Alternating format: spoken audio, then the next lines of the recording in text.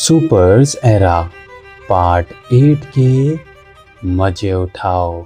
इसके बाद हम भिखारी बाबा और सिमियन के फाइट का सीन देखते हैं, जहां सिमियन के पंच करने पर भिखारी बाबा आसानी से डॉज तो कर ही लेते हैं, साथ ही में उसके हाथ के 2 टुकड़े भी। और जैसे ही सिमियन दर्द के मारे चिल्लाता है तो भिखारी बाबा उसका हाथ फेंक कर कहते हैं कि तुम इनह्यूमंस को भी दर्द का एहसास होता है। रापा बिना टाइम वेस्ट करे अपनी स्पेशल एबिलिटी यूज करता है, जहाँ भिखारी बाबा रापा के इल्यूजन में फंस जाते हैं और उनको अपने सामने सिमियन की जगह दिखाई दे रहा था ली, जिसका उन्होंने हाथ काट दिया है। जो भिखारी बाबा से पूछ रहा था कि मास्टर आपने मेरे साथ ऐसा क्यों किया, और भिखारी बाबा को हिलते हुए ना देख सिमियन इस चीज का फायदा उठाकर उनके फेस पर किक मार देता है, जिससे वे काफी दूर तो जाते हैं लेकिन वह खुद को संभाल लेते हैं। और इससे पहले कि वह इस चीज को समझ पाए तभी उनके सामने उनके सभी स्टूडेंट आते हैं, जो भिखारी बाबा से पूछ रहे थे कि मास्टर आपने हमें माउंट में अकेला क्यों छोड़ा। और जब भिखारी बाबा इमोशनल थिंकिंग कर रहे थे तो इस चीज का फायदा उठाकर सिमियन आकर उनको बीच से काट देता है, जिससे भिखारी बाबा की बॉडी के 2 टुकड़े हो जाते हैं, बिल्कुल किटकैट की तरह। एंड भिखारी बाबा को फाइनली मरता हुआ देख रापा कह रहा था कि ये बंदा सच में काफी इम्प्रेसिव गाय है। ये बंदा ना केवल फिजिकली यहाँ तक कि मेंटल लेवल पर भी फाइट कर रहा था, पर आखिर में भिखारी बाबा रापा की एबिलिटी से नहीं बच पाए। और इस पूरी फाइट को दूर से देखते हुए इवान भी हैरान था कि ये बंदा मर गया। इवान ये देखकर एकदम शॉक्ड था, क्या उसने इस फाइट को ज्वाइन नहीं किया तभी वह इस चीज को अलग तरीके से देख पा रहा है कि सच में एक इनह्यूमन ने अपने ही साथ के इनह्यूमन को बीच से अलग कर दिया। And Ivan was able to see the truth कि सिमियन ने राइची को ही अपने हाथों से मार दिया, उसको भिखारी बाबा समझकर। एंड इससे पहले कि रापा और सिमियन भिखारी बाबा की चाल को समझ पाते तो तभी वह आकर सिमियन के पीछे से अपना फाइनल ब्लो लैंड करते हैं, जिससे कि सिमियन का डोनट बन चुका था। और वहां पर खड़े रापा को अपनी आंखों में विश्वास नहीं हो रहा था कि भिखारी बाबा तो रापा के इल्यूजन में थे और भिखारी बाबा ने अपनी जगह हेची से स्विच कैसे करी। इसके बाद हमें पता चलता है भिखारी बाबा के इंसेंस्ड एबिलिटी के बारे में, कि जब भी भिखारी बाबा अपनी एबिलिटी का यूज करते हैं तो उनके फोरहेड पर एक टैटू ग्लो करता है, कि जब भी भिखारी बाबा अपने अपोनेंट को टच करते हैं तो वे कुछ टेम्परेरी टाइम के लिए अपनी अपोनेंट की पावर्स को यूज कर सकते हैं। एंड जिसकी भी एबिलिटी का वे यूज करते हैं उसके फोरहेड पर भिखारी बाबा के जैसा ही मार्क आ जाता है, जो अपोनेंट को धीरे धीरे करके कमजोर करता है ताकि वह अपनी पावर को यूज न कर पाए। एंड भिखारी बाबा एक्सप्लेन करते हैं कि कैसे उन्होंने कुछ टेम्परेरी टाइम के लिए रापा की पावर चुराई। इस बैटल की शुरुआत में जब सिमियन स्कूल के अंदर के स्टूडेंट्स पर अपनी इल्यूजन पावर यूज कर रहा था, अरे वही जब सिमियन उनको फेक इनह्यूमंस दिखा रहा था ताकि वे डर कर कमजोर हो जाएं, तो इस चीज को समझकर भिखारी बाबा ने सबसे पहले रापा के ऊपर अटैक किया था और काफी चालाकी से रापा के फोरहेड पर अपनी एबिलिटी भी यूज कर दी। और अब तक जो भिखारी बाबा उस फाइट के बीच में रुके हुए थे वो तो बस उनका नाटक था ताकि उन सभी इनह्यूमंस का ध्यान भटक जाए। और सही समय पर भिखारी बाबा ने रापा की पावर का यूज कर उन सभी को इल्यूजन दिखाया कि वहां पर हेची की जगह भिखारी बाबा खड़े हैं, और सिमियन ने हेची को ही मार दिया। एंड इस चीज को जानने के बाद रापा गुस्से में भिखारी बाबा को गंदी गंदी गालियां दे रहा था। इसके बाद भिखारी बाबा अपना नकली पैर उठाकर रापा के ऊपर अपना फाइनल ब्लो देने के लिए तैयार हो जाते हैं और रापा से कहते हैं कि उन लोगों को भिखारी बाबा के स्टूडेंट्स को मारना नहीं चाहिए था, क्योंकि उनके स्टूडेंट्स सिर्फ नौसिखिए बच्चे थे जिनको वे सच्चाई का रास्ता दिखाना चाहते थे, और उनका सपना था कि वे अपने सभी के सभी स्टूडेंट्स के साथ एक बड़ी सी फोटो लें। लेकिन रापा और उसके जैसे इनह्यूमंस ने यहाँ पर आकर उनसे एक झटके में उनका सब कुछ छीन लिया।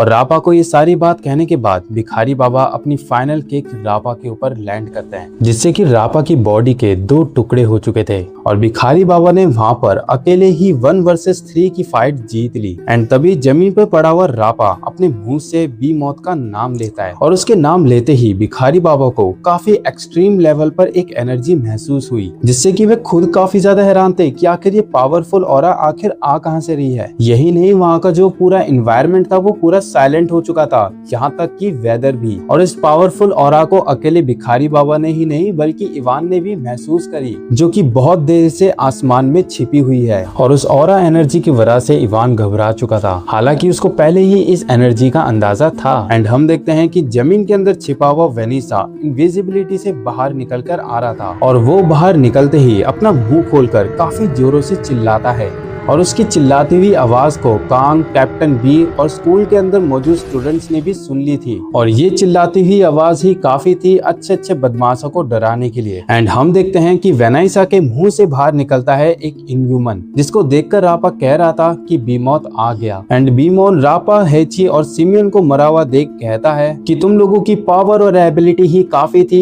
अकेले व्हाइट कैप को मारने के लिए, लेकिन तुम लोग एक बूढ़े आदमी को नहीं मार पाए। सही है कि तुम लोग इसी के हाथों मर गए, वरना ये काम मुझे करना पड़ता तुम्हारे साथ। और हम देखते हैं कि बीमॉथ के साथ में दो और इनह्यूमंस थे, गैलेट्रन और हार्पर। और बीमॉथ की पावर को फील करने के बाद भिखारी बाबा खुद हैरान थे कि आखिर वे इसका सामना कैसे करें। और ये बात तो क्लियर है कि बीमॉथ भिखारी बाबा से काफी ज्यादा स्ट्रॉन्ग है और इस वक्त भिखारी बाबा की कैपेसिटी भी नहीं है कि वे बीमॉथ जैसे इनह्यूमन से फाइट कर पाए। और अगर बीमॉथ हेप्टाहॉर्न जैसे स्ट्रॉन्ग इनह्यूमन से भी ज्यादा स्ट्रॉन्ग निकला तो भिखारी बाबा उसको कभी नहीं हरा सकते। इसके बाद काफी स्पीड के साथ, मतलब 1 सेकंड से पहले ही, हेप्टाहॉर्न भिखारी बाबा के एकदम बगल में आकर कहता है कि आखिर तुम क्या सोच रहे हो। एंड उसके पास आते ही अपने बचाव पर भिखारी बाबा तुरंत उसके ऊपर अटैक करते हैं, लेकिन हेप्टाहॉर्न भिखारी बाबा के नकली पैर को पकड़कर उनको हवा में उठा देता है एंड सीधा डायरेक्ट पंच उनके फेस पर लैंड करता है, जिससे वे सीधा स्कूल की दीवार पर जा टकराते हैं। और जो हेप्टाहॉर्न के हाथ में रह गया था वो था भिखारी बाबा का नकली पैर, जिसे वे हाथ में ही तोड़ देता है। और जब बीमॉथ भिखारी बाबा को मारने के लिए ही बढ़ रहा था तो तभी वहाँ पर कांग भी आ चुका था, जिसने स्कूल के रूफ में देख लिया हेप्टाहॉर्न को, जो कि भिखारी बाबा को मारने ही वाला है। और कांग को रोकने के लिए वहाँ पर गैलेट्रन और हाइपर आ जाते हैं। इसके बाद वहाँ पड़े भिखारी बाबा की बॉडी में अब इतनी भी जान नहीं बची थी कि वे दोबारा खड़े होकर फाइट कर पाए। इसके बाद आगे की बैटल वो कांग के ऊपर सौंप देते हैं,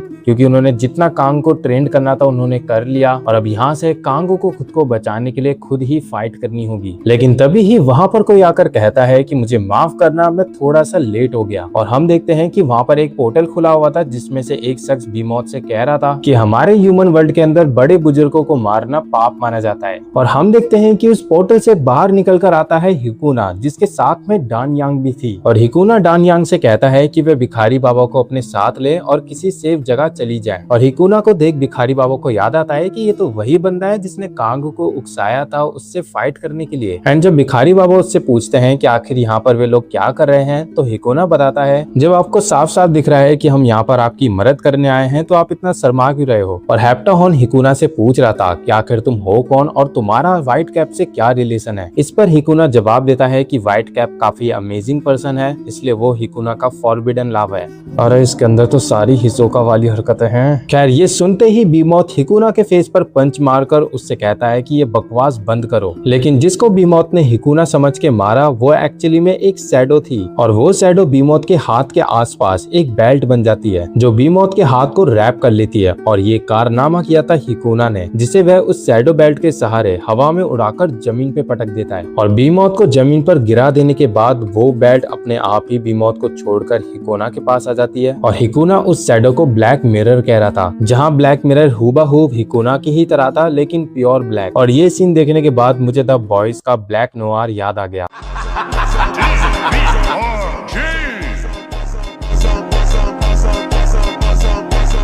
ब्लैक मिरर हिकुना की बॉडी में उसका टैटू बनकर दोबारा से आ जाता है और हिकुना ब्लैक मिरर को एक साइथ में कन्वर्ट कर देता है। और बीमॉथ भी दोबारा से अपनी जगह से उड़ चुका था, जो हिकुना से कहता है कि मेरा इंटेंशन सिर्फ व्हाइट कैप को मारना है, तो आखिर क्यों हिकुना उसके सामने आ रहा है। अगर उसको मरना ही है तो वह उसको बाद में मार देगा। और इस पर हिकुना कहता है कि तुम मुझे नहीं मार सकते क्योंकि मैं सुपर ह्यूमन हूँ जो कि इन ह्यूमंस को मारता है। एंड इसके बाद वे दोनों ही एक दूसरे के ऊपर क्लैश करते हैं। वहीं दूसरी तरफ डानयांग भिखारी बाबा को स्कूल के रूफ पर लाई हुई थी, जहां भिखारी बाबा उस पूरे अटैक को एनालाइज कर रहे थे कि कैसे बीमॉथ ने अपने पंच के डायरेक्शन को चेंज कर भिखारी बाबा के फेस की जगह उनके रिब्स पर अटैक किया ताकि वे दोबारा खड़ा ना हो पाए। और ये भिखारी बाबा के लाइफ का सबसे पहला एक्सपीरियंस था कि किसी इनह्यूमन ने सिर्फ एक ही हिट में उनको इतना ज्यादा डैमेज दिया है। इसके बाद भिखारी बाबा डानयांग से पूछते हैं कि आखिर वे लोग है कौन और वे क्यों उनकी मदद कर रहे हैं। इस पर डानयांग भिखारी बाबा के सामने अपना हुड उतार कर उनसे कहती है कि वह लोग ह्यूमैनिटी के लिए ही फाइट करते हैं और ऑफ कोर्स हिकुना और डानयांग भिखारी बाबा को बचाने के लिए ही आए। अब नेक्स्ट सीन में हम देखते हैं सैंड पर्ल और सोनाटा को, जहाँ पर्ल सोनाटा से पूछती है कि उनको कोरिया पहुंचने में कितना टाइम लगेगा। इस पर सोनाटा जवाब देती है कम से कम 2 घंटे, और पर्ल को डर है कि इन 2 घंटों के अंदर व्हाइट कैप को कुछ हो ना जाए। इस पर सोनाटा पर्ल से कहती है कि अगर वे लोग व्हाइट कैप को बचा भी ना पाए तो कम से कम वे लोग कोरिया के सिटीजन्स को तो बचा ही पाएंगे। फिर तभी ही पर्ल सोनाटा को वहाँ पर रुकने के लिए कहती है, और हम देखते हैं वहाँ उन लोगों के सामने कई सारे मैजिक सर्कल्स थे, जिसमें से जायंट्स हैंड्स बाहर निकलकर उनके ऊपर अटैक कर देते हैं। सोनाटा खुद को और पर्ल को बचाने के लिए हैंगर्स का इस्तेमाल करती है, जहाँ हैंगर्स कुछ हैंड्स को तो डिस्ट्रॉय कर देते हैं, लेकिन कुछ हैंगर्स उन हैंड्स के हाथों ही डिस्ट्रॉय हो जाते हैं। और ये देखकर सोनाटा खुद भी काफी कंफ्यूज्ड थी कि आखिर ये किसके हाथ है जो उसके हैंगर्स को डिस्ट्रॉय कर पा रहे हैं। लेकिन वहाँ मौजूद पर्ल समझ जाती है कि आखिर ये किसके काम है, क्योंकि डियोन ने पर्ल को उस इनह्यूमन के बारे में बताया था जो कि मैजिक सर्कल से हैंड्स को समन करता है। लेकिन प्रॉब्लम यह है कि अगर वह यहाँ से इतने सारे हैंड्स को समन कर रहा है तो आखिर उसकी रियल बॉडी है कहाँ। उन मैजिक सर्कल के पीछे पैन और वेनाइसर थे,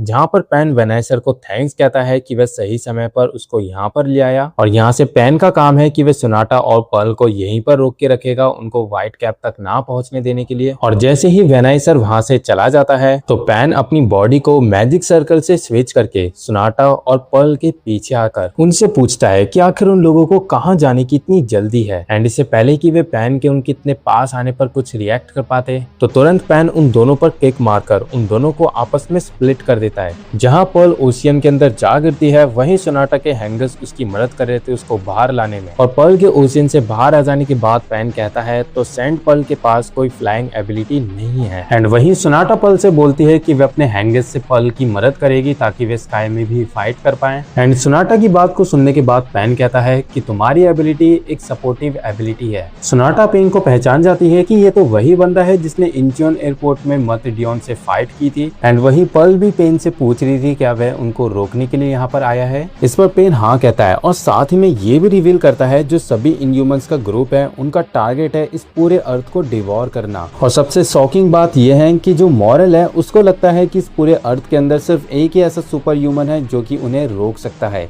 और वो है व्हाइट कैप। और क्योंकि व्हाइट कैप उनके प्लान को 100% कंप्लीट नहीं होने देगा तो इसलिए मॉरल चाहता है कि सबसे पहले व्हाइट कैप को ही खत्म करें। इस पर पर्ल पेन से पूछती है कि उसी की तरह बात करने वाले वह उन सभी इनह्यूमन की टीम का लीडर है। इस पर पेन पर्ल से कहता है कि इससे फर्क नहीं पड़ता कि मैं कौन हूँ, क्योंकि इस चीज को जानने लायक तुम लोग जिंदा बचोगे ही नहीं। वहीं दूसरी तरफ कांग के सामने गैलेट्रन और हार्पर कांग को देखकर बात कर रहे थे कि ये तो एक बच्चा है, भला हमें इससे क्या ही खतरा हो सकता है। और जब वे लोग अपनी फाइट शुरू कर देते हैं तो फाइट के बीच कांग अपनी आंखें बंद करता है। अब यहाँ से पास्ट में हमें दिखाया जाता है कि भिखारी बाबा को कुछ भी नहीं पता होता कि कांग के पास उसकी इंसेंस्ड पावर है भी या नहीं। और सबसे चैलेंजिंग काम उनके लिए यह था कि कैसे वे कांग के इंसेंस्ड पावर को अवेकन करवाएं। इसके बाद भिखारी बाबा कांग को अपने साथ चलने के लिए बोलते हैं और वो दोनों एक वाटरफॉल के पास आ जाते हैं, जहाँ पर भिखारी बाबा कांग से कहते हैं कि अब से कांग अपने दिल और मन से फाइट किया करेगा, क्योंकि जैसे कि वे इससे पहले बता चुके हैं कि इंसेंस्ड सुपर ह्यूमंस की एसेंशियल पावर है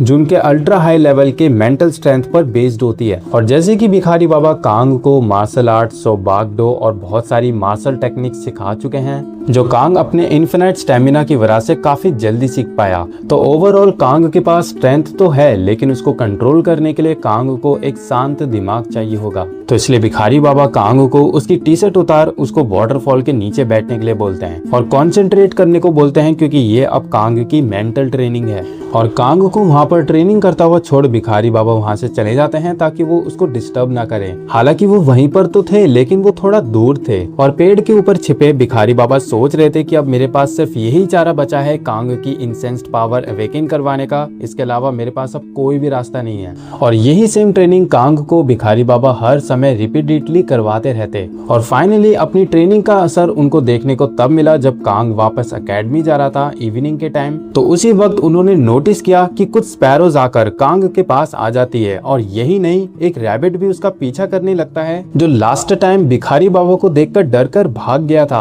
और सबसे इंटरेस्टिंग चीज, जब भी वो किसी जगह पर अपना कदम रखता तो उसके अराउंड का जितना भी वाटर था वो उसके लिए जगह बनाता। और फाइनली भिखारी बाबा देख पाते हैं कि कांग की बॉडी से लाइफ फोर्स एनर्जी बाहर निकल रही है, जिसकी वजह से एनिमल्स उससे अट्रैक्ट हो रहे थे और वाटर उसका रास्ता क्लियर कर रहा था। और जब वे सोच ही रहे थे कि आखिर ये है क्या चीज, तो तभी वहाँ पर स्नेक भी आकर कांग का पीछा करने लगता है। और उस स्नेक को देखने के बाद कांग पीछे मुड़कर कहता है कि भिखारी बाबा देखो, मैंने लाइफ में पहली बार एक सांप को देखा है। और ये जानकर भिखारी बाबा शॉक्ड जाते हैं कि कांग को ये कैसे पता चला कि इस जगह पर वो भी मौजूद है, जबकि वो तो कांग से छिपने का ट्राई कर रहे थे। और अब भिखारी बाबा को अपने सवाल का जवाब मिल जाता है कि कांग की इंसेंस्ड पावर सिर्फ उसके अटैक्स तक लिमिटेड नहीं है, उसकी एग्जिस्टेंस ही नेचर के बैलेंस को डिस्टर्ब करती है। उसका बॉडी ऑटोमेटिकली नेचर के एनर्जी को एब्सॉर्ब करता है। सो इसलिए अगर कांग अपने इमोशंस या पावर्स पर कंट्रोल खो दे या फिर बेहोश हो जाए तो वे बिना कुछ किए ही एक नेचुरल डिजास्टर बन जाता है। और सबसे शॉकिंग बात, कांग इतना स्पेशल इसलिए है क्योंकि वो मदर ऑफ नेचर से ब्लेस्ड है। सो इसलिए कांग की इंसेंस्ड पावर है लाइफ ऑफ एनर्जी, जिसको कंट्रोल ना कर पाने की वजह से कांग बेहोश हो जाता है। और मेंटल ट्रेनिंग करने की वजह से कांग इस पावर को थोड़ा थोड़ा करके कंट्रोल कर पा रहा है। भिखारी बाबा से ये बात जानने के बाद कांग को हैरानी तो होती ही है, लेकिन अब उसको पता है कि आखिर उसको करना क्या है। फिर जब गैलेट्रॉन कांग के ऊपर अटैक करता है तो कांग सिर्फ एक ही सेकंड्स के अंदर कई सारे पंच उसके ऊपर लैंड कर देता है। और हाँ, अब कांग अपनी इंसेंस्ड पावर को यूज कर रहा है, जिसकी वजह से गैलेट्रॉन और हाइपर दोनों ही हैरान थे कि यहाँ का एटमॉस्फेयर इतना ज्यादा टेंस कैसे हो गया। मतलब कि वो लोग अपने अंदर इतना ज्यादा फोर्स फील कर रहे हैं जिसकी वजह से वो ढंग से सांस भी नहीं ले पा रहे। और इसका साफ साफ रीजन है व्हाइट कैप। इसके बाद हाइपर कांग के ऊपर एसिड फेंकता है जो उसकी सराउंडिंग में फ्लोट करने के बाद डिसॉल्व हो चुका था। इसके बाद गैलेट्रॉन हाइपर को सिमियन, हेची और रापा की बॉडीज लाने के लिए बोलता है। और अब भिखारी बाबा नोटिस करते हैं कि कांग अपनी इंसेंस्ड पावर को यूज कर पा रहा है। सिमियन और हेची की बॉडी तो हाइपर ने उठा ली थी, लेकिन उसको रापा की बॉडी कहीं नजर नहीं आ रही थी। मतलब कि किसी ने उस जगह से रापा की बॉडी को उठा लिया है। खैर, गैलेट्रॉन के पास उन बॉडीज को लाते ही वह सिमियन और हेची की बॉडी गैलेट्रॉन को खिला देता है, जिसको दूर से देखने के बाद डानयांग और भिखारी बाबा सोच रहे थे क्या ये अपने साथियों की ही डेड बॉडी को खाकर ताकतवर बनता है। और हम देखते हैं कि जो गैलेट्रॉन की फॉर्म है वो पूरी चेंज हो चुकी है और वो कुछ हद तक सिमियन और हेची की तरह ही दिख रहा है। लेकिन गैलेट्रॉन की इस फॉर्म को देखने के बाद कांग को फर्क नहीं पड़ता और गैलेट्रॉन काफी ज्यादा तेजी से कांग के सामने आकर उस पर अटैक करता है। लेकिन उसके अटैक से पहले ही कांग उस पर पंच कर देता है, लेकिन उस पंच में इतनी ज्यादा पावर थी कि वहाँ का एटमॉस्फेयर चेंज हो जाता है। बीमॉथ, हिकुना और इवान तीनों ही कांग की इस एनर्जी को देखकर चौंक जाते हैं। और हम देखते हैं कि कांग के एक ही पंच से गैलेट्रॉन की वही सेम वाली हालत हो जाती है और कांग दोबारा से उसकी चेस्ट पर पंच मारने के बाद सिर्फ एक ही किक से उसको हवा में उछाल देता है। और कांग अपनी कॉन्शियसनेस के साथ अपनी इंसेंस्ड पावर को मेंटेन कर पा रहा है। और कांग की इस पावर को देख हार्पर भी कंफ्यूज्ड था। और इसके बाद गैलेट्रॉन आसमान से जमीन पर गिरता है। इसके बाद हमें दिखाया जाता है कि ड्रोन के जरिए उस पूरी फाइट को लाइव ब्रॉडकास्ट किया जा रहा था और न्यूज में बताया जाता है कि इंचियोन हाइक स्कूल में 50 से ज्यादा इनह्यूमंस ने अटैक कर दिया है और वहाँ पर उनको रोकने के लिए व्हाइट कैप तो है ही, साथ ही में एक ओल्ड मैन और ब्लैक हैट है। बाकी का ISSTF स्कूल के अंदर मौजूद सभी स्टूडेंट्स को सेफली बाहर निकालने में लगे हुए हैं। साथ ही अब व्हाइट कैप की आइडेंटिटी भी रिवील हो चुकी है, जो कि उसी स्कूल में पढ़ने वाला एक स्टूडेंट है जिसका नाम है लिम कांग। साथ ही अमेरिका में ये अनाउंसमेंट हुई है कि सेंट पल और सोनाटा कोरिया जा रहे हैं वहाँ पर हेल्प करने के लिए। इस पूरी न्यूज को सुनने के बाद किरिलव बासिलव से कहता है, देखने से लगता है कि इनह्यूमन ने अपनी पूरी पावर लगाकर अब फाइट का ऐलान कर दिया है और इस हिसाब से जो सुपर ह्यूमंस इनह्यूमन से फाइट कर रहे हैं, देखने से नहीं लगता कि इनमें से कोई भी एक जिंदा बच पाएगा। और अगर वे लोग उन इनह्यूमंस के हाथों खत्म हो गए तो कोरिया तो गया समझो। और सबसे बड़ा सवाल, सेंट पल और जेन सोनाटा इस इंसिडेंट के शुरुआत होने से पहले ही निकल चुकी है, भला उनको इसके बारे में कैसे पता होगा। बासिलव किरिलव की बात को समझ नहीं पा रहा था। इस पर किरिलव बासिलव को समझाता है कि अगर सभी सुपर ह्यूमंस कोरिया गए हैं व्हाइट कैप को बचाने के लिए तो हम लोगों को भी जाना होगा, क्योंकि जिस हिसाब से सभी इनह्यूमंस कोरिया पर अटैक कर रहे हैं इसका मतलब यही निकलता है कि उन सभी का टारगेट व्हाइट कैप है। और इसी रीजन की वजह से सेंट पल जैसे सुपर ह्यूमंस वहाँ पर आ रहे हैं ताकि वह व्हाइट कैप को बचा पाए। किरिलव की बात सुनने के बाद बासिलव मान जाता है और वो दोनों ही डिसाइड करते हैं कि अब वो दोनों जाने वाले हैं साउथ कोरिया। वहीं दूसरी तरफ बीमॉथ और हिकुना की फाइट में हिकुना ने ब्लैक मिरर को एक साइड में कन्वर्ट कर दिया है और वह उस साइड से बीमॉथ के ऊपर अटैक करता है उसको काटने के लिए, लेकिन बीमॉथ ने उस अटैक को अपने हाथ से रोक लिया, लेकिन वो उस साइड से बीमॉथ के हाथ को नहीं काट पाता। एंड इस पर बीमॉथ उससे कहता है कि तुम अब तक समझे नहीं कि तुम मुझे कभी भी नहीं हरा सकते और अब तक तो मैं सीरियस हुआ भी नहीं। ये बात सुनने के बाद हिकुना अपने आप को ब्लैक मिरर से स्विच करता है और ब्लैक मिरर अपनी शैडो से बीमॉथ को पकड़ लेता है ताकि वो मूवमेंट ना कर पाए। और ब्लैक मिरर की इस हेल्प का फायदा उठाकर हिकुना अपनी पूरी ताकत से बीमॉथ के हॉर्न को पकड़कर अपनी नी उसके मुंह पे दे मारता है और अपनी बची कुची पावर लगाकर फाइनल किक उसके मुंह पे दे मारता है। और उस किक के इम्पैक्ट से बीमॉथ काफी दूर जाके गिरा था, लेकिन तब भी उसको कुछ भी असर नहीं होता और वे ब्लैक मिरर को अपनी बॉडी से निकालने के बाद अपने आप को हील कर रहा था। और ये चीज देखने के बाद ब्लैक मिरर भी हिकुना से कहता है कि ये बंदा बहुत ज्यादा स्ट्रॉन्ग है, इतना कि हम दोनों साथ मिलकर भी इसको नहीं हरा सकते। और तो और सबसे बुरी चीज, ये खुद को रिकवर कर सकता है। और जब बीमॉथ एकदम सीरियस था तो वह हिकुना की तरफ दौड़ते हुए अपना सीरियस पंच उसके ऊपर लैंड करने वाला था एंड हिकुना उस पंच से डॉज करके बच तो चुका था, लेकिन उस पंच की डिस्ट्रक्शन से हिकुना अभी भी खुद को संभाल रहा है और वो नोटिस करता है कि वो हवा में खुद को बैलेंस नहीं कर पा रहा और अगर हवा में 2 कागज हो तो उसके भी 2 टुकड़े किए जा सकते हैं। एंड इसके बाद बीमॉथ हिकुना के ऊपर बस पंच करने ही वाला था, लेकिन ब्लैक मिरर सही समय पर उस पंच को ब्लॉक करने के लिए एक बड़ा सा हैंड बनाता है और उस वेपन के सहारे ही हिकुना वहां से दूर हटकर बीमॉथ के रेंज से बच जाता है।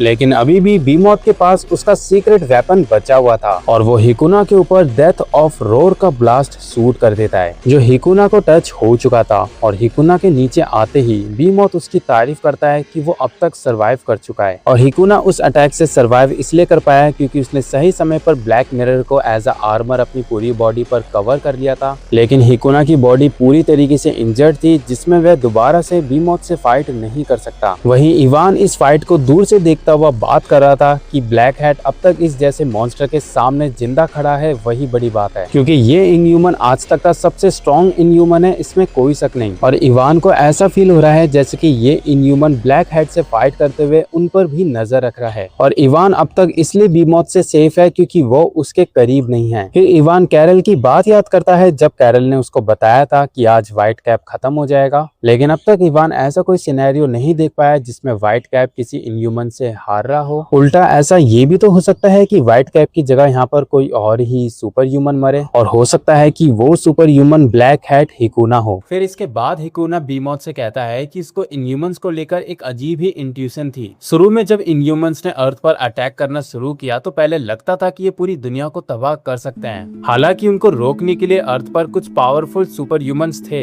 लेकिन अगर क्या हो जब इनह्यूमंस इवॉल्व होकर और ज्यादा स्ट्रॉन्ग बन जाए तो फिर तो इंसानियत के पास कोई चांस ही नहीं रहेगा सरवाइव करने का। और हिकुना को शुरू से पता था कि एक इनह्यूमंस का पावरफुल ग्रुप है जो कि अपनी असली ताकत छिपा रहा है और अगर तुम लोग अपना कंट्रोल खो दो तो इस अर्थ के अंदर तुम्हारे सामने हर एक चीज इनसिग्निफिशिएंट है। हिकुना की इस बात को सुनने के बाद बीमॉथ को हिकुना काफी इंटरेस्टिंग पर्सन लगता है और वह हिकुना से खुश होकर उसको बता देता है कि वह अपने ग्रुप का लीडर नहीं बल्कि कुछ कमांडर्स में से एक है और हिकुना अगर उसके रास्ते से हटकर उसको व्हाइट कैप सौंप दे तो वह हिकुना को बुरी मौत नहीं मारेगा। लेकिन हिकुना ने अभी भी अपनी ट्रू पावर छिपा के रखी है और हम देखते हैं कि हिकुना अपने आप को ब्लैक मिरर के साथ मर्ज करने लगता है जिससे कि इसके अंदर की पावर का लेवल काफी ज्यादा बढ़ रहा था। और जब हिकुना की ऑरा बढ़ रही थी तो उससे अपने आप को बीमॉथ भी संभाल रहा था क्योंकि अब उसको दिख रहा है कि हिकुना का पावर का लेवल उसके जितना होता जा रहा है। और इससे पहले कि हिकुना अपने आप को ब्लैक मिरर से मर्ज कर और स्ट्रॉन्ग बन पाता तब भी वहाँ पर डानयांग आकर उसको रोक देती है। अब यहाँ से हम पास्ट में देखते हैं जब हिकुना डानयांग को अपनी पावर के बारे में बता रहा था कि उसके बॉडी के अंदर 2 तरह की पर्सनैलिटी रहती है, एक तो वह खुद और दूसरा एक डार्क एंटिटी जिसको वह ब्लैक मिरर कहता है। ब्लैक मिरर उसकी बॉडी में सील्ड है और जब तक वह सील्ड रहेगा तो वह तब तक सिर्फ अपनी 50% ही पावर यूज कर सकता है, लेकिन अलग होने के बाद दोनों ही अपनी पावर का 100% यूज कर सकते हैं। लेकिन थर्ड में जब वे लोग मर्ज हो जाते हैं तो उनकी पावर प्योर डिस्ट्रक्शन बन जाती है 100+100 और इस फॉर्म में आने के बाद हिकुना प्योर डिस्ट्रक्शन बन जाता है, यहाँ तक कि वह खुद को भी कंट्रोल नहीं कर पाता। जितना ज्यादा वो ब्लैक मिरर को अपनी बॉडी से बाहर निकालने की कोशिश करेगा, वह उतना ज्यादा ही अपने ओरिजिनल ईगो से दूर होता जाएगा। मतलब सिंपल है, ब्लैक मिरर के साथ मर्ज होने के बाद वह स्ट्रॉन्ग तो बनेगा, लेकिन अपने आप को वह अंदर से खो देगा। और ये हिकुना का एक सुपर ट्रम्प कार्ड है, जिसको यूज करने के बाद उसकी खुद की भी एग्जिस्टेंस खत्म हो सकती है। तो इसलिए उसने इस फॉर्म को अपने पास बैकअप के तौर पर ही रखा था। अब प्रेजेंट में डान यांग हिकुना को ये फॉर्म करने के लिए मना कर रही थी, लेकिन तभी ही वहाँ पर बीमॉथ और हिकुना के सामने हाइपर की बॉडी काफी बुरी हालत में फेंकी जाती है। और हम देखते हैं कि जूरी की बात को याद कर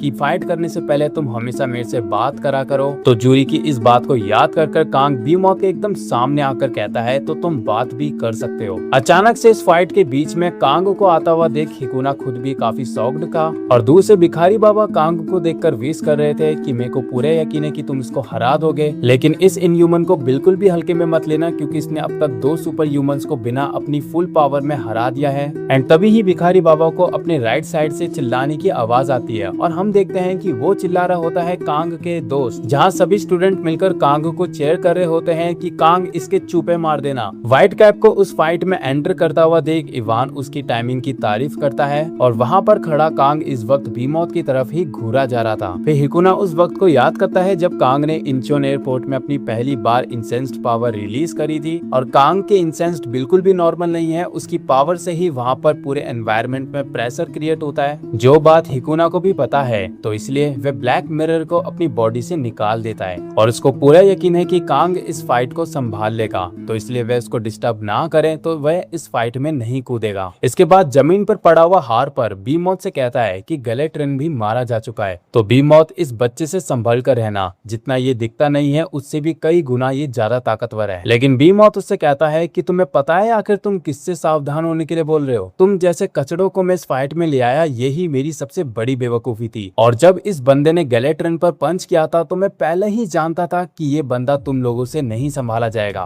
फिर इसके बाद बीमॉथ कांग से बात करते हुए उससे कहता है, क्या मैं तुम्हारे एक सवाल का जवाब दे सकता हूँ? तो सवाल ये है, क्या आज का दिन व्हाइट कैप का लास्ट डे होने वाला है? तो उसका जवाब है हाँ, क्योंकि मैं तुम्हें अपने हाथों से ही मार डालूंगा। एंड इतना कहते ही बीमॉथ कांग के ऊपर पंच करता है, लेकिन उससे पहले ही कांग ने उसके फेस पर पंच कर दिया था, और उस पंच के प्रेशर से बीमॉथ ने अपने फेस को बचा लिया था। लेकिन तभी कांग दूसरा पंच भी उसकी तरफ बढ़ाता है, एंड इसके बाद वह दोनों ही एक दूसरे के ऊपर पंच कर देते हैं, जिसके इम्पैक्ट से वहाँ की पूरी जमीन टूटने लगती है। और हिकुना को इस फाइट का अंदाजा था, लेकिन उसको देखना है कि इस फाइट का रिजल्ट क्या आने वाला है। फिर इसके बाद बीमॉथ कांग के पैर को पकड़कर उसको धोबी की तरह जमीन पर फेंकने लगता है, एंड आखिर में उसको वह इतना दूर फेंकता है कि कई सारे घर को तोड़कर कांग सीधा सिटी पे आ जाता है, जहाँ पर भी बीमॉथ आकर कांग के सर को बिल्डिंग पर रगड़ रहा था। एंड इसके बाद वे दोनों ही अपने फुल पोटेंशियल पर फाइट करना शुरू कर देते हैं, और एक दूसरे के ऊपर पंच मार देने के बाद दोनों ही बिल्डिंग के अंदर घुस जाते हैं, जहाँ से बाहर निकलकर वे दोबारा से आपस में टकराते हैं। एंड तभी बीमॉथ कांग की बॉडी को बिल्डिंग की कांच से रगड़ता हुआ जमीन पर दे मारता है, और हम देखते हैं कि उस सिटी के अंदर कुछ सिटीजन्स थे जो कि उस फाइट के प्रेशर से अपनी जान बचाकर वहां से भाग रहे हैं। लेकिन सबसे बुरा तो उन लोगों के लिए है जो कि इस वक्त भी अपने ऑफिस में हैं। एंड कांग उस जगह से दोबारा से खड़ा होकर बीमॉथ के सामने आ जाता है, और जो बेचारे ऑफिस के वर्कर्स थे वो बेवजह ही इनह्यूमन और सुपर ह्यूमन की फाइट के बीच में लपेटे जाते हैं। और जैसे ही बीमॉथ कांग पर पंच मारता है तो कांग उसके हाथ पर चढ़कर उसके फेस पर किक लैंड करके उसके हॉर्न्स को पकड़कर उसको जमीन पर फेंक डालता है। कांग के जमीन पर आने के बाद वे देखता है कि उस जगह पर सब जगह डस्ट फैली हुई थी, और उसी डस्ट का फायदा उठाकर बीमॉथ द डेड ऑफ रोर से कांग के ऊपर शूट करता है, जो कांग की बॉडी को टच कर एक पूरी बिल्डिंग को चीरकर गुजर जाती है। हालांकि कांग की बॉडी उस अटैक को झेलने लायक स्ट्रॉन्ग थी। इसके बाद बीमॉथ अपनी जगह से खड़ा होकर सोच रहा था कि उसने स्ट्रेट डेथ ऑफ रोर कांग के ऊपर फायर किया, लेकिन तब भी वो इससे सरवाइव कर गया, जबकि ब्लैक हेड तो इस अटैक को झेलने के बाद तो पूरा खून से नहा चुका था। और विंड का एडवांटेज से कांग ने बीमॉथ के भी पंच को डॉज किया, जो कि किस तरीके की टेक्निक है इसके बारे में बीमॉथ को नहीं पता, लेकिन कांग को देखकर ऐसे लगता है जैसे कि ये एटमॉस्फेयर को ही अडेप्ट कर रहा है। और अब बीमॉथ काफी ज्यादा थक चुका है, लेकिन कांग नहीं, इसलिए बीमॉथ डिसाइड करता है कि वह जल्द से जल्द इस बैटल को खत्म करेगा अपना पूरा पोटेंशियल यूज करके। और बीमॉथ के ऐसा कहते ही इसकी बॉडी से काफी सारे डेथ ऑफ रोर्स बाहर निकलते हैं, जिसे दूर से देखते हुए इवान बात कर रहा था। लगता है कि ये इनह्यूमन अब काफी काफी ज्यादा गुस्से में आ चुका है और अगर व्हाइट कैप इस मॉन्स्टर के हाथों मारा गया तो इवान को इस मॉन्स्टर से ना उलझते हुए फटाफट से व्हाइट कैप की बॉडी को कलेक्ट करना होगा। फिर तभी वहाँ पर हिकुना की आवाज आती है, तो तुम यहाँ पर छिपे हुए हो। मैं सोच ही रहा था कि आखिर ये डिस्गस्टिंग स्मेल आ कहाँ से रही है। और तभी इवान पीछे मुड़कर देखता है तो वहाँ होता है हिकुना, जो कि डानयांग के साथ उसके सामने खड़ा है। इवान कहता है कि किसी के फर्स्ट टाइम मिलने पर उसको डिस्गस्टिंग नहीं कहना चाहिए, इससे तुम्हारा ही फर्स्ट इंप्रेशन खराब होता है। इस पर हिकुना कहता है तो किसी मरे हुए को जिंदा करना ये डिस्गस्टिंग नहीं है तो क्या है। ये सुनने के बाद इवान हिकुना से पूछता है कि आखिर वह है कौन और वह इवान के बारे में कैसे जानता है। इस पर हिकुना बताता है कि जब वित्रो ओपेरा शिप के अंदर मरा तो ये चीज ऑफिशियली अनाउंस हो चुकी थी कि वो मर चुका है, जिस चीज को सेंट पर्ल ने भी अनाउंस किया था। और सेंट पर्ल एक ऐसी सुपर ह्यूमन है जो कि कभी भी झूठ नहीं बोल सकती। और फिर अचानक से न्यूज आती है कि सेंट पर्ल ने वित्रो को बचा लिया, जिसका मतलब यही निकलता है कि वित्रो कभी मरा ही नहीं, वो बच गया था या फिर उसको किसी ने बचाया। और इसके बाद मैं इस कंक्लूजन पे पहुंचा कि उसको बचाने वाला एक सुपर ह्यूमन होगा, जिसके पास एक ऐसी एबिलिटी होगी जो कि बॉडी पार्ट कलेक्ट करके किसी को भी रिवाइव कर सकता है। और वो सुपर ह्यूमन निकले तुम, जिसने गैलन वित्रो को बचाया और सेंट पर्ल को झूठा साबित किया। हिकुना की इस बात को सुनकर गुस्से में इवान कहता है कि मुझे तुम्हारी ये बकवास नहीं सुननी, मुझे बताओ आखिर तुम हो कौन, क्या तुम मेरे दोस्त हो। इस पर हिकुना कहता है कि मुझे लगता नहीं है कि हम दोनों दोस्त बन सकते हैं। एंड इवान कहता है कि हिकुना और वह दोनों ही कुछ हद तक सिमिलर है। एंड इसके बाद हिकुना उतरकर इवान से फाइट करने के लिए तैयार हो जाता है। इससे पहले कि इवान के साथ का इनह्यूमन अपने हाथ से की निकालकर मैंसन को एक्टिवेट कर पाता तो तभी इवान उसको रोक देता है, ये कहते हुए कि यहाँ पर लड़ाई नहीं होगी। जो चीज देखकर डानयांग और हिकुना दोनों को थोड़ी अजीब लगती है। एंड जब इवान हिकुना से कह रहा था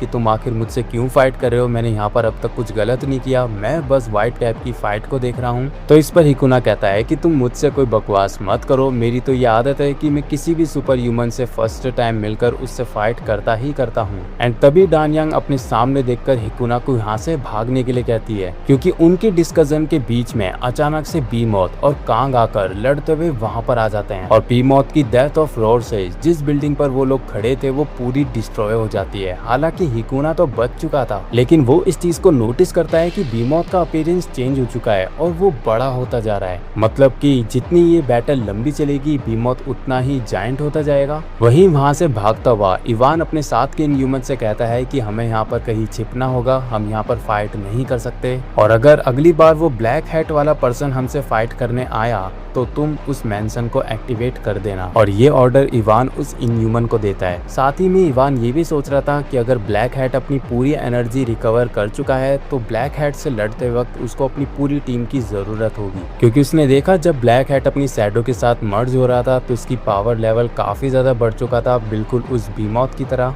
और बीमॉथ जैसे इनह्यूमन को इवान ने अपनी लाइफ में फर्स्ट टाइम देखा है, क्योंकि वो काफी ज्यादा स्ट्रॉन्ग है। और सबसे बड़ी बात, अगर व्हाइट कैप उससे फाइट कर रहा है तो ये तो और भी ज्यादा इनइमेजिनेबल है। वहीं कैप्टन बी स्कूल में खड़ा बीमॉथ के कई सारे डेथ ऑफ रोर्स को सिटी से निकलते हुए देख रहा था। और जब बी के स्क्वाड मेंबर्स उससे पूछ रहे थे कि आखिर उनको करना क्या है, तो इस पर बी याद करता है जो भिखारी बाबा यहाँ से निकलते वक्त बी से कहते हुए गए थे कि जितना हो सके वे स्कूल के बच्चों को प्रोटेक्ट करके रखे, साथ में सिटीजन्स को भी, क्योंकि यहाँ शहर का हाल बद से बदतर होने वाला है। एंड फिर कैप्टन भी भिखारी बाबा को थैंक्स कहते हैं, क्योंकि अब तक उसने कई सारे बच्चों को प्रोटेक्ट करके रखा। और कैप्टन बी के थैंक्स को सुनने के बाद भिखारी बाबा वहाँ से काफी तेजी से चले जाते हैं। अब नेक्स्ट सीन में हम देखते हैं पर्ल, पेन और सोनाटा की फाइट को, जहाँ पेन ने सोनाटा के पेट के अंदर अपने हाथ को स्टैब कर दिया है और सोनाटा की बॉडी से काफी सारा खून भी निकल चुका था।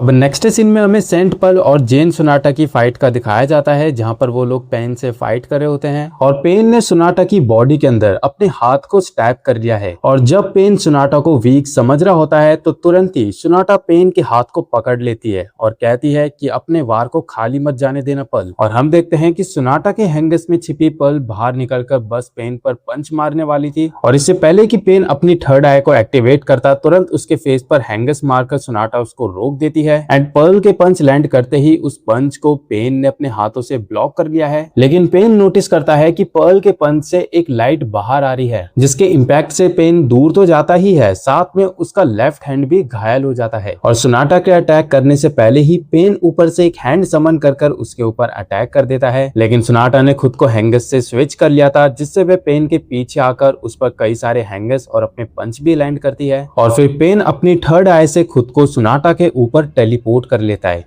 और इससे पहले कि वह उसको कुछ कर पाता, तुरंत ही उसके ऊपर पर्ल आकर उसके ऊपर स्मैक डाउन करती है, जिससे पंच के साथ साथ पेन को पर्ल के लाइट का भी डैमेज मिलता है। और इसके बाद पर्ल कांग की तरह ही एक सेकंड के अंदर ही पेन के ऊपर कई सारे पंचेस कर देती है, जिसमें से निकलती हुई लाइट पेन के बॉडी को चीरकर बाहर निकल जाती है। फिर अपने आप को पर्ल और सोनाटा से दूर टेलीपोर्ट करने के बाद पेन उनसे कहता है कि मॉरल की ये बात तो एकदम सही साबित हुई कि सेंट पर्ल और जेन सोनाटा अर्थ के सबसे स्ट्रॉन्ग सुपर ह्यूमन है। साथ ही में ये भी काफी अमेजिंग की बात है कि जेन सोनाटा और पर्ल ने उसकी टेलीपोर्टेशन एबिलिटी को भी समझ लिया है। इस पर जेन सोनाटा बताती है कि पेन एक डायमेंशनल शिफ्टिंग पावर का यूज करके उनके सभी अटैक से बच रहा था, लेकिन सोनाटा ने इस चीज को डिकोड किया जो पेन के माथे पर उसकी थर्ड आए हैं, जब भी वो उसको ब्लिंक करता है तो वो वहां से डिसअपियर हो जाता है। लेकिन इस चीज की भी कुछ लिमिट्स है, वो लगातार टेलीपोर्ट नहीं कर सकता, हर एक ब्लिंक के बीच उसे 5 या 6 सेकंड्स का एक डिले चाहिए होता है, और तो और वो फर्स्ट 50 मीटर्स एरिया तक ही टेलीपोर्ट कर सकता है। सोनाटा की ऑब्जर्वेशन की तारीफ करते हुए पेन कहता है कि जब मुझे काफी सारा गुस्सा आता है तो मैं अपने सबऑर्डिनेट्स को ही पेल देता हूँ, लेकिन आज मुझे ऐसा एहसास हो रहा है कि मैं अपनी फुल लिमिट के साथ किसी से फाइट कर सकता हूँ, तो मैं उम्मीद करूंगा कि तुम दोनों जल्दी ना मरो। और पेन के ये कहते ही वे अपने बॉडी के अराउंड कई सारे मैजिक सर्कल बनाकर अपनी बॉडी से कई सारे हैंड्स को समन करता है, जिससे पेन और सोनाटा दोनों ही बच रही होती है। और जब सोनाटा को एक हैंड लगने ही वाला था तो वे अपने आप को हैंगर से स्विच कर दूसरी जगह आ जाती है।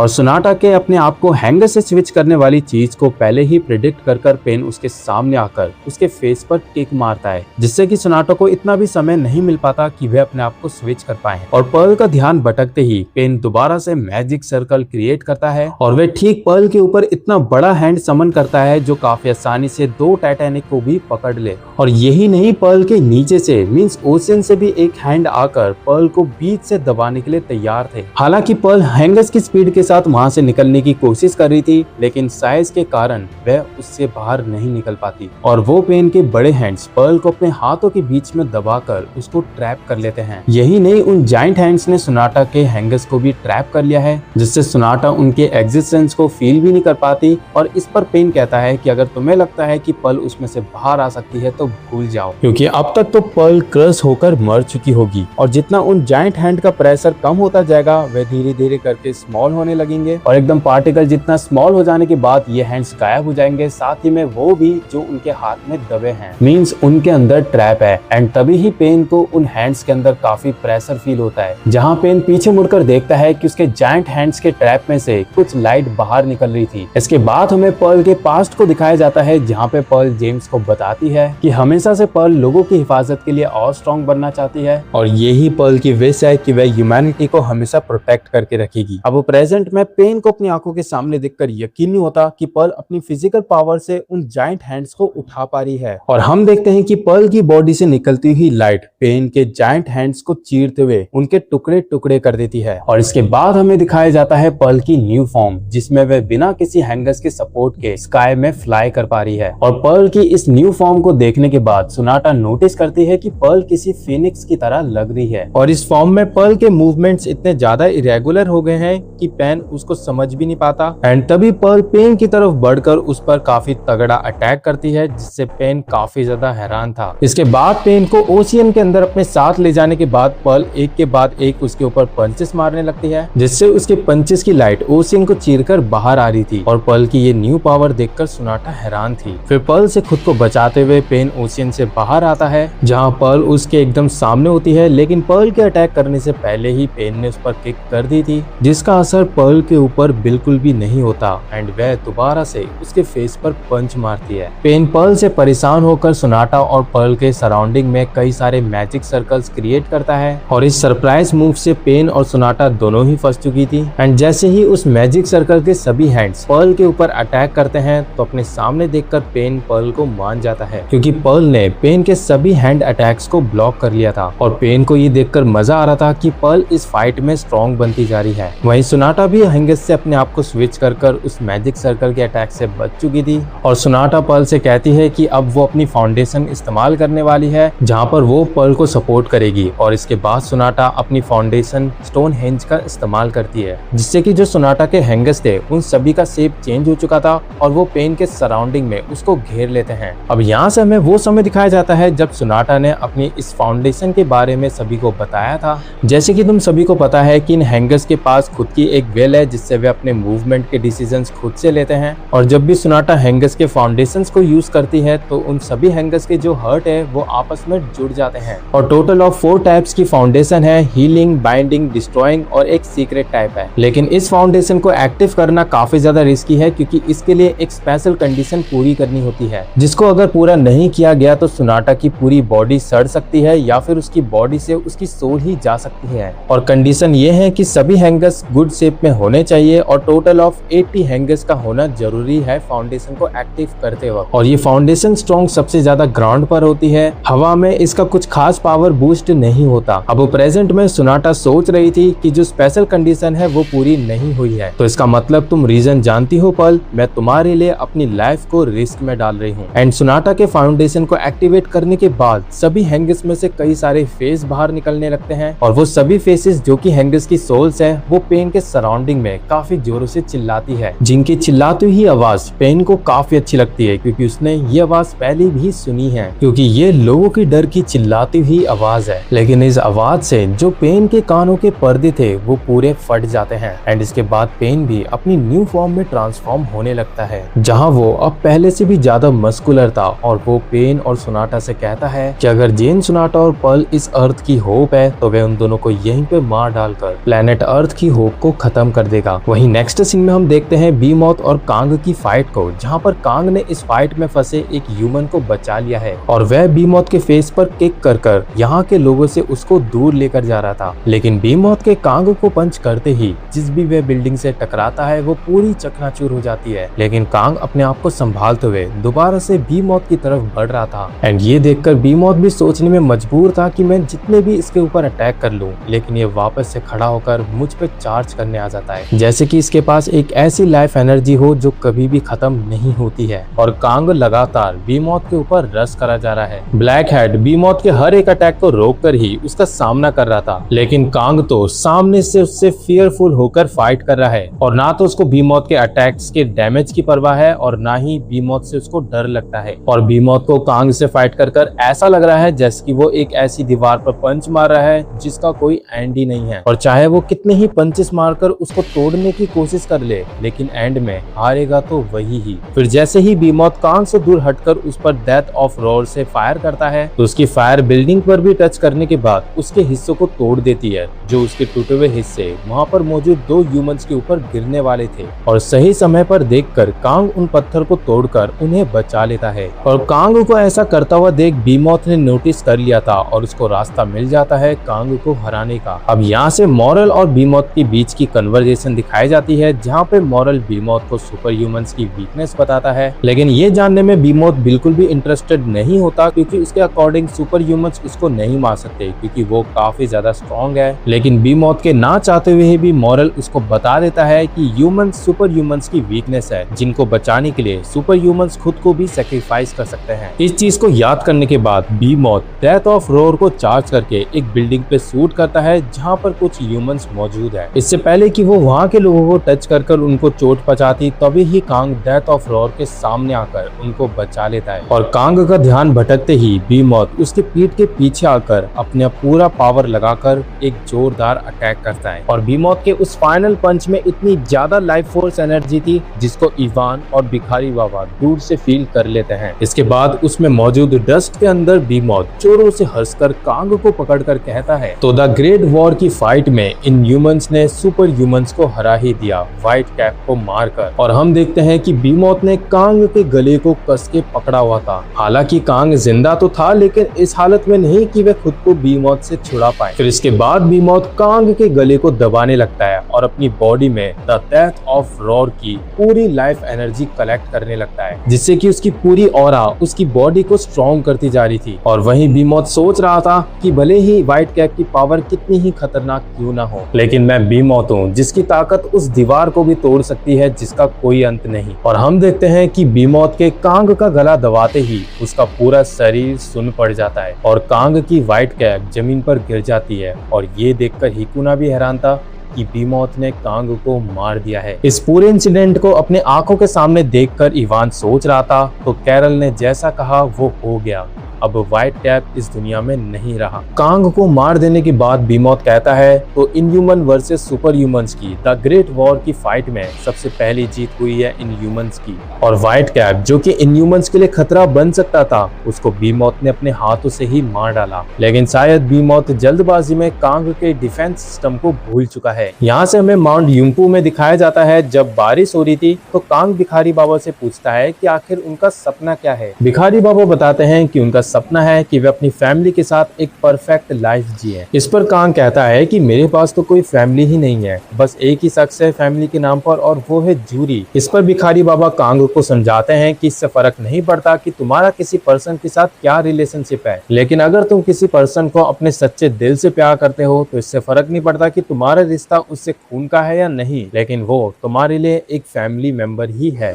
भिखारी बाबा की इस बात को याद करने के बाद हम देखते हैं कि कांग की दोबारा से आंखें खुलती है और वो काफी जोरों से चिल्लाता है। और यही नहीं, उसकी बॉडी से काफी सारी लाइफ फोर्स एनर्जी एक्सप्लोड करती है। उस तूफान से बीमॉथ ने खुद को संभाल तो लिया था, लेकिन वो देखता है कि उसके दोनों हाथ कांग ने काट दिए हैं। और बीमॉथ को अपनी आंखों में देखकर ये यकीन नहीं होता कि कांग अभी भी जिंदा है और उसकी बॉडी से पहले से भी 10 गुना ज्यादा लाइफ फोर्स एनर्जी एक्सप्लोड कर रही है। और हम देखते हैं कि बीमॉथ की वजह से कांग बेहोश हो चुका है और अब एक्टिव है तो उसकी बॉडी का डिफेंस सिस्टम। और बेहोशी में भी कांग भिखारी बाबा की बात याद करता है कि मैं कभी भी तुम्हारा साथ नहीं छोड़ूंगा। और अब कांग अपनी पूरी पावर के साथ राउंड 2 के लिए तैयार हो जाता है। और कांग की बॉडी से निकलती हुई लाइफ फोर्स को देखकर बीमॉथ और सभी सुपर ह्यूमंस हैरान हो जाते हैं। बीमॉथ अपनी पूरी ताकत लगाकर एक बार फिर से कांग के ऊपर द डेथ ऑफ रॉर से शूट करता है, जो कांग की बॉडी से रिफ्लेक्ट होकर उल्टा बीमॉथ के ऊपर ही हिट होती है। उस अटैक के हिट करने के बाद बीमॉथ खुद को संभल कर देखता है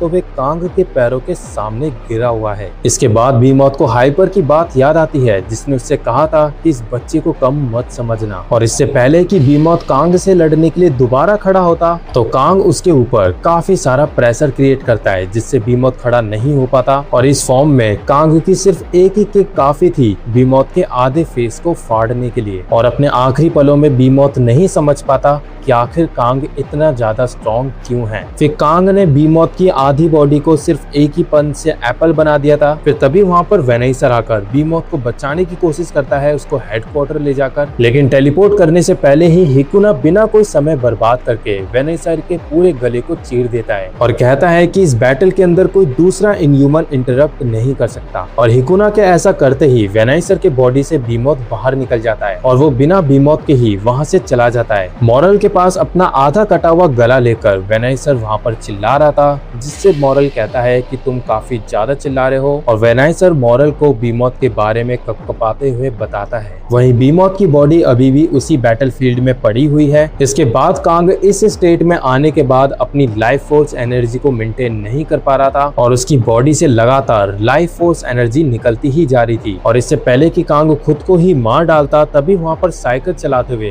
जूरी आ जाता है, जिसको कांग के पास पहुंचने से भिखारी बाबा भी रोकने वाले थे। लेकिन जूरी छलांग लगाकर कांग के पास आके उसको गले लगा लेता है और कहता है कि प्लीज कांग अब तुम रुक सकते हो क्योंकि अब सब कुछ खत्म हो चुका है।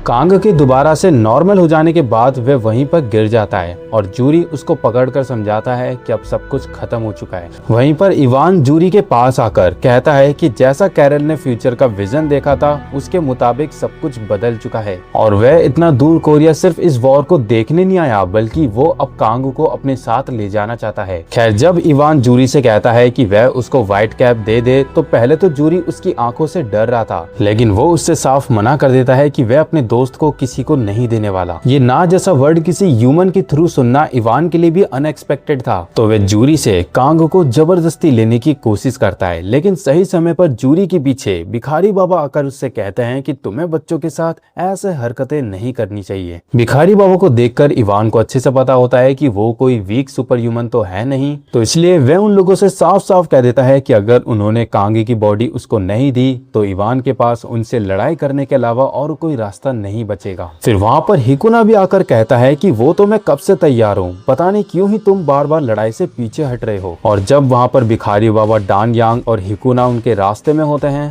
फिर इवान उस इनह्यूमन से कहता है कि वो मेंशन एक्टिवेट करे और जिन मेंबर्स को वो बुलाना चाहता है वह उन्हें बुलाएं। और इवान के कहने पर उस इनह्यूमन के पोर्टल ओपन करते ही वहाँ पर वो इनह्यूमन्स आते हैं जिनको इवान यहाँ पर लाना चाहता था, जैसे कि एलेक्स, ओफिर और ये ब्लू वाला इनह्यूमन जिसका नाम मुझे अभी याद नहीं। खैर भिखारी बाबा उन सभी की पावर फील करते हैं जिसमें वो समझ जाते हैं कि ये इनह्यूमन्स कोई हल्के में लेने वाले चीज नहीं है, खास करके वो एलेक्स जिसकी ऑरा ही बताती है कि वो इन सभी में से सबसे स्ट्रॉन्ग है। फिर जैसे ही इवान उन्हें ऑर्डर देता है कि वे किसी भी हालत में कांग की बॉडी उसको लाकर दें तो वे तीनों ही उनकी तरफ बढ़ रहे होते हैं। हिकुना सिचुएशन को समझ रहा होता है कि पहले तो वो लोग ऑलरेडी काफी ज्यादा टायर्ड है और अब उनका सामना 3 एंटी सुपर ह्यूमन से है। फिर तभी ये एलेक्स के सर के ऊपर एक बड़ा सा सील्ड स्टोन आकर गिरता है और एक ही नहीं वहाँ पर कुछ और सील्ड स्टोन आकर उन सभी का रास्ता ब्लॉक कर लेते हैं और हमें दिखाया जाता है कि जिसने ये सील्ड स्टोन क्रिएट करे होते हैं वो होता है किरिलव। और किरिलव कहता है कि मेरे ख्याल से बासिलव हमें इन लोगों की मदद करनी चाहिए। और ये बासिलव का पहली बार था जब उसकी नजर इवान पर पड़ी। फिर किरिलव उन सभी को बताता है कि वो रसिया के सुपर ह्यूमंस हैं जो कि यहाँ पर व्हाइट कैप की मदद करने आए हैं। फिर बासिलव पीछे मुड़कर व्हाइट कैप की तरफ देखता है जिसको देखकर उसको हैरानी हो रही थी,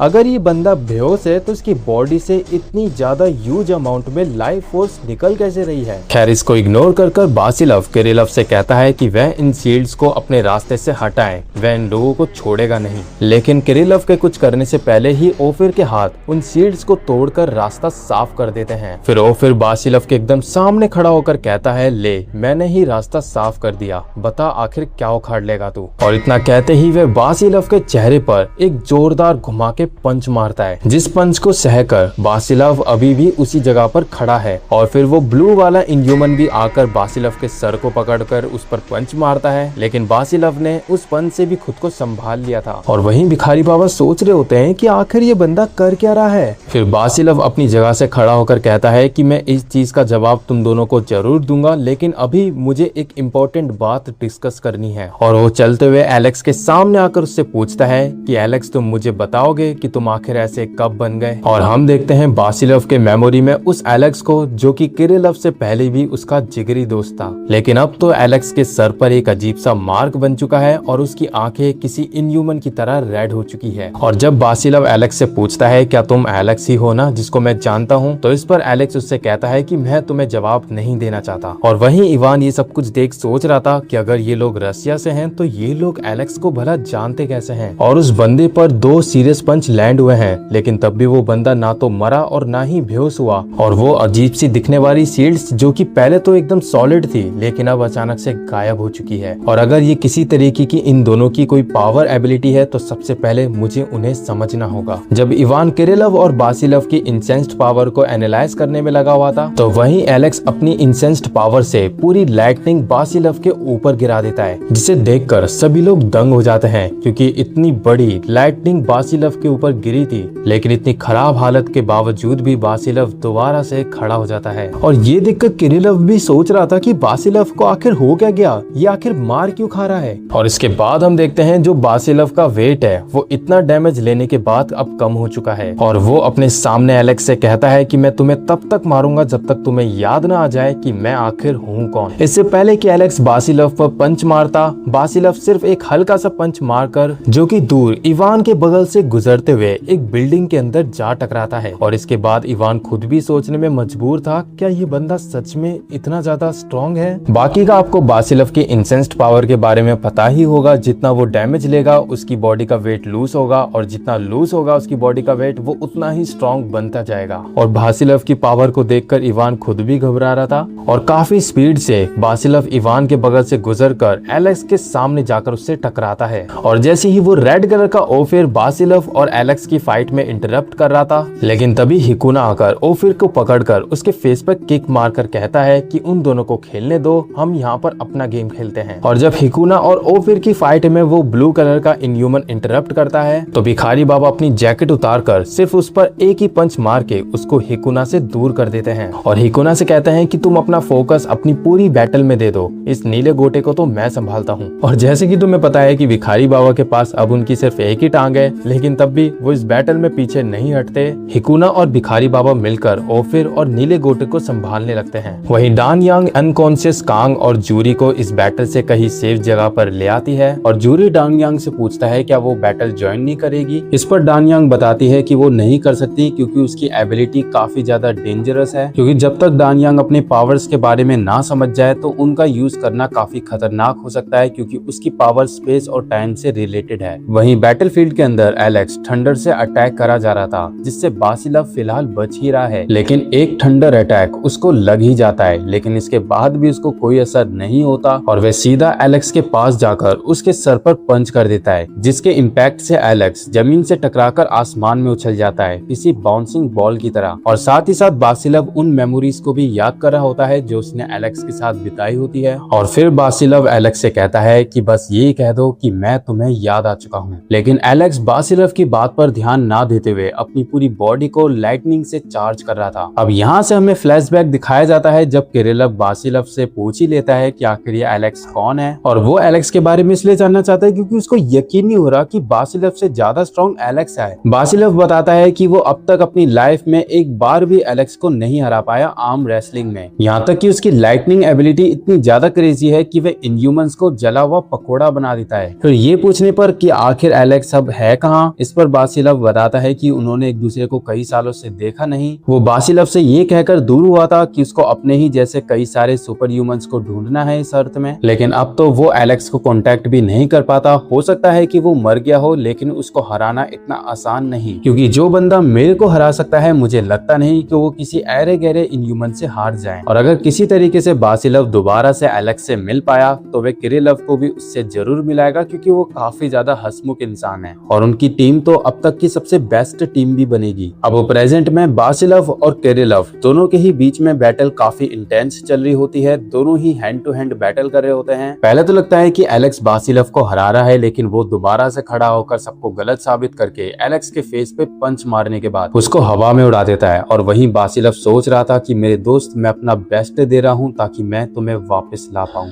वहीं इस फाइट को देखते हुए इवान सोच रहा था कि एलेक्स मैंने तुमसे ये एक्सपेक्ट नहीं किया था कि तुम भी किसी से हार सकते हो। फिर तभी इवान के गले पर एक स्वॉर्ड से अटैक होता है, जिससे इवान बच तो जाता है, लेकिन उसमें उसके बाल कटने के साथ साथ उसका हल्का फेस भी कट गया था। और उस कटाना से अटैक किया था किरिलव ने, जो कि इवान से कहता है कि तुम्हारी स्पीड तो काफी तेज है, चलो देखते हैं कि हम दोनों में से कौन ज्यादा तेज है। लेकिन इससे पहले मुझे एक बात बताओ, अगर मैंने तुम्हें मार दिया तो तुम्हारे ये जो पपेट्स है क्या ये पहले जैसे नॉर्मल हो जाएंगे? इस पर इवान कहता है कि उसको लगता नहीं कि वो मरेगा। और इसके बाद किरिलव कई सारी कटाना क्रिएट्स करके कहता है तो चलो देखते हैं कि मौत को नजदीक देखकर तुम्हें क्या लगता है। जब इवान उन सभी अटैक से बच रहा था तो तभी एक सरप्राइज अटैक निकालकर उसको ठीक इवान के सर के ऊपर लैंड करता है, और हम देखते हैं वो होती है एक बड़ी सी एक्स जो कि इवान के बिल्कुल सर पर हिट होती है। लेकिन सरप्राइजिंगली इवान उससे भी बच चुका था चैनवर की वजह से, जिसने इवान को बचाते वक्त अपने हाथ को सेक्रीफाइस कर दिया। एंड इसके बाद इवान सोचने लगता है कि कैरल ने तो उससे कहा था कि आज व्हाइट कैप मर जाएगा, लेकिन व्हाइट कैप तो इवान ने भी पहनी है। इसका मतलब कैरल ने कांग की जगह उसका फ्यूचर तो नहीं देख लिया। और अगर इवान व्हाइट कैप को अपने साथ ले जाने के लिए अपने सभी एंटी सुपर ह्यूमंस को निकालता है, पर अभी भी ब्लैक हैट के पास उसका ट्रम्प कार्ड है जिसका वह यूज करके उन सभी को आसानी से हरा सकता है। और तो और अब यहाँ पर रसिया के सुपर ह्यूमंस भी आ चुके हैं, जिनकी एबिलिटी के बारे में अब तक इवान को कुछ भी नहीं पता। तो इसलिए इवान हर एक तरीके से हार ही रहा है। तो इसलिए इवान डिसाइड करता है कि वह इस बैटल को बिना लड़े यहाँ से जाएगा जिंदा।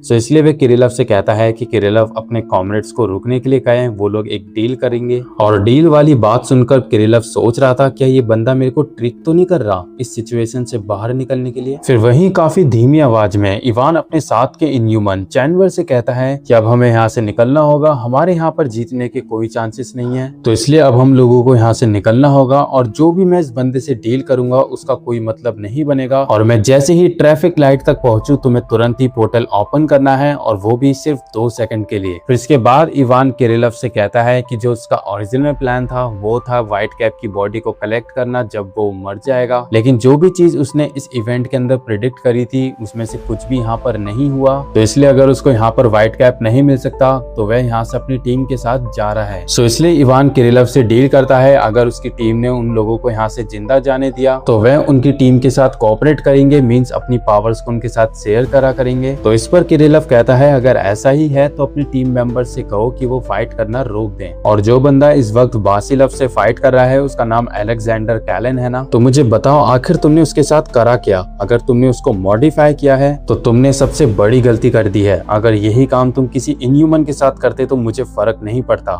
लेकिन जो मॉडिफिकेशन तुमने मेरे दोस्त के साथ किया है इसके लिए तो मैं तुम्हें बिल्कुल भी जिंदा नहीं जाने दूंगा। फिर तभी किरिलव और इवान के डिस्कशन के बीच वहाँ पर ओफिर और हिकुना आ जाते हैं फाइट करते हुए। और हिकुना ऐसे अचानक से आने के लिए किरिलव से माफी मांगता है, लेकिन जो फिर ओफिर था वो अपनी बॉडी से कुछ टेंटिकल्स बाहर निकालता है जो किसी को लगते तो नहीं है लेकिन हर किसी का उसकी तरफ ध्यान भटका देते हैं। और इस चीज का फायदा उठाकर इवान अपनी एबिलिटी विस्पर्स ऑफ बॉन्डेज से उन सभी के माइंड में एक मैसेज भेजता है जहाँ पे इवान उन सभी से कहता है कि अब उन सभी को यहाँ से भागना होगा, अब कोई भी फाइट नहीं करेगा। चैनवर सिर्फ 2 सेकंड के लिए पोर्टल को ओपन करेगा और इन 2 सेकंड के अंदर सभी को पोर्टल के अंदर आ जाना है। और ग्रेगरी जो कि भिखारी बाबा से फाइट कर रहा था उससे इवान कहता है कि वह बीमॉथ की बॉडी को उठाकर पोर्टल के अंदर आएगा और व्हाइट कैप ना सही कम से कम वे लोग अपने साथ बीमॉथ को ही ले जाएंगे। इवान के ऑर्डर सुनने के बाद जो एलेक्स था वह बासिलव से कहता है कि मुझे माफ करना लेकिन मैं तुम्हें नहीं जानता, आई एम सॉरी। ये कहकर एलेक्स वहाँ से चला जाता है और इसके बाद इवान काउंटडाउन स्टार्ट कर देता है जहाँ पोर्टल के ओपन होते ही एलेक्स, ओफिर और ग्रेगरी जिसने बीमॉथ की बॉडी उठा ली है वे सभी लोग पोर्टल के अंदर आ जाते हैं। उनको रोकने के लिए जैसे ही किरिलव एक बड़ी सी स्वॉर्ड बनाकर उनके पोर्टल पर थ्रो करता है तो वो स्वॉर्ड ठीक इवान की गर्दन के पीछे थी। इससे पहले कि वो इवान के सर को अलग कर पाती तो ओफिर उस पोर्टल में से अपने हैंड्स बाहर निकालकर उस स्वॉर्ड को पकड़कर वही तोड़ देता है और इवान वहाँ से जाते हुए आखिरी बार किरिलव की तरफ काफी गुस्से से देखता है और इवान और उसके साथ के सभी इनह्यूमन यहाँ से निकल जाते हैं बीमॉथ की बॉडी लेकर। और इंचियोन की इतनी बड़ी तबाही के बाद वहाँ पर सन्नाटा छा जाता है। अब यहाँ से नेक्स्ट सीन हम अगले दिन का देखते हैं जहाँ पे न्यूज में इंचियोन इंसिडेंट और वहाँ पर हुई प्रॉपर्टी डैमेज के बारे में बात हो रही थी और जूरी अपने घर आकर ड्राइंग बना रहा था उन लोगों की जिनको भी उसने उस इंसिडेंट के अंदर देखा था। लेकिन इनह्यूमन से भी ज्यादा डेंजरस और डरावना जूरी को इवान लगा, जिसको फर्स्ट टाइम देखकर जूरी के रोंगटे कांप चुके थे जब इवान उससे गुस्से में कांगो को मांग रहा था।